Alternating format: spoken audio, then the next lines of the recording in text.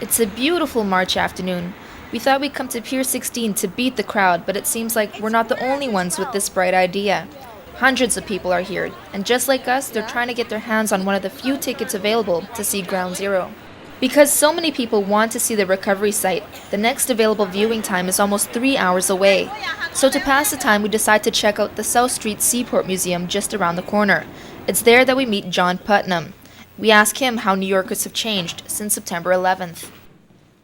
I think you'll probably find that most New Yorkers are basically pretty much as they have been before. I think folks were ready to claim that it had been a life-changing experience. Well, sure, none of us will ever be the same.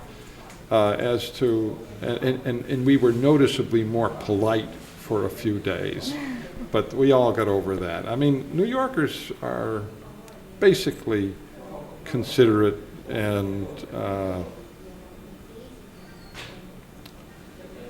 they're good folks to be around. Our viewing time is drawing near, so we make our way down to the Ground Zero platform. On the walk down, we notice stands are set up all along the street.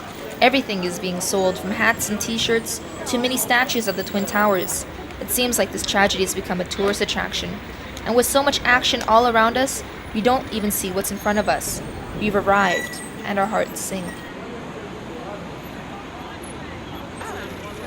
A huge memorial has been set up to remember all the people who were killed that day. It stretches around the block. So many pictures of loved ones gone. Flowers and toys and letters of encouragement from around the world. And flags from almost every country imaginable. But it's the American flag that stands out most, proud and still standing. The ramp is crowded with people. Some of them are here every day, watching and waiting. On the way up, we're told about a church that's next to us.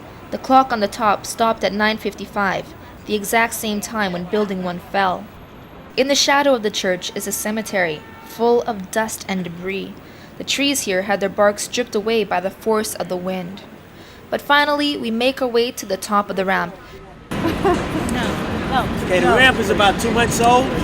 Before that, you was just allowed to come up to the corner. And from the corner, you can see building number 5. Straight ahead, building 4 to the left, and building 6 that they had to tear down because it was structurally unsound.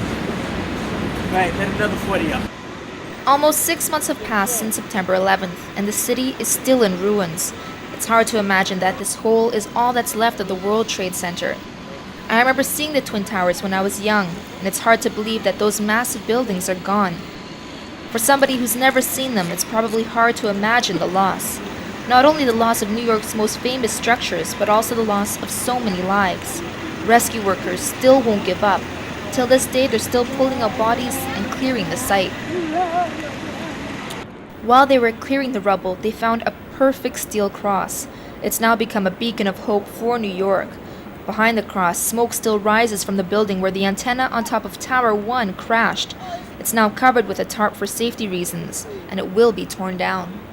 When we think of Ground Zero, we normally think of the Twin Towers, but so many buildings were destroyed that day.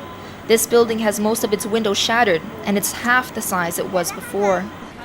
Police officer Roger Erskine told us about how he thinks New York is healing after the attacks. I think it's going on quite well. The outpouring from all the countries, other cities, other states has been phenomenal. You know, I tell the volunteers every day that I come down that I appreciate and we all appreciate the fact that they come down and give their time, they give their effort, they donate all kinds of things. You know, and to me the most important thing is their ears. You know, because sometimes, I know for some of the people that work down here regularly, it's kind of overwhelming. And just to have somebody sit down and talk to means a great deal to a lot of people that are here day in and day out. Yeah. In the 15 minutes we were there on the ramp, the things we saw and the things we were told were almost impossible to believe. But we were there and we saw it firsthand. Our time at Ground Zero was short but memorable. And as we left, we saw hundreds more people waiting in line, waiting for their turn to view history. These steel men sit at the bottom of the ramp, copied from a picture taken back when the towers were first built. It was supposed to be displayed in front of the World Trade Center in October, but it never had the chance. On the other side is the last memorial we'll see, a plaque with the names of all the victims of September 11th. It's here that the crowd gathers for one last chance to say goodbye. We leave Ground Zero with more than just these images. We talk to a lot of people about how they feel New York has changed. You just reflect back on that morning, over 3,000 people left their homes, never to return again. As I said, it was a very moving experience. It's pretty sad. So I mean, I really don't know what to say. It's really hurting out over here. Like, you can just see those two tall buildings, which are really, the most exotic buildings over here, and they're just not there. It's really pretty hurting. Actually, we were in July end to see this. We came here to watch the WTC. We went up all the way up, and we are still have the photographs from Statue of Liberty all the way background here, and now we don't. So it's pretty sad. Yeah. Makes me sick. I was a firefighter from New Jersey. I don't know what else to say. Sick is the only word. I'm confused. Still trying to figure that out. It's nice to see everybody coming here, but it seems more of a tourist attraction, and it bothers me somewhat, but not entirely. It's nice to see people supporting it. But it just seems like something you can just tell people you did. It doesn't seem like it's affecting people. I guess it's a good sign that we're moving on, but I'm not sure. I can't put it all together in one thought. We spoke with a fireman who's been working for days, hoping to find the remains of his fellow firefighters and victims. He's clearly shaken up, but he agrees to talk to us still anyhow. hard to come to grasp, with the whole situation. I think for the most part, it's brought the country together. It's made us appreciate our freedom a lot more. I think, I know myself, I've been guilty of it, taking it for granted, and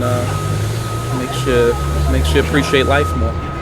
Very surprising still to this day that all this disaster happened. So yeah, as a firefighter from New Jersey, I think it would take it hard. And luckily, everybody's still up here doing a good job. All the rescue workers and still construction workers doing a great job. I think it's a wonderful thing they've done here.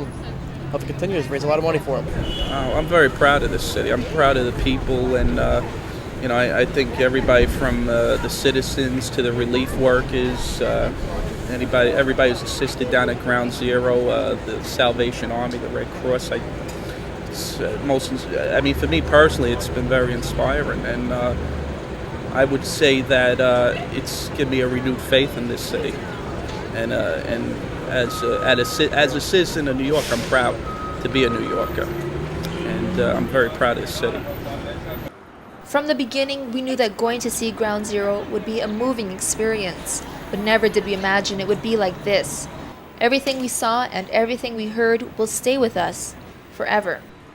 New York's skyscraper may have changed, but its spirit hasn't. It's not the buildings that make New York what she is, it's the people that live there. And even though they're going through some hard times right now, something tells me they'll be all right.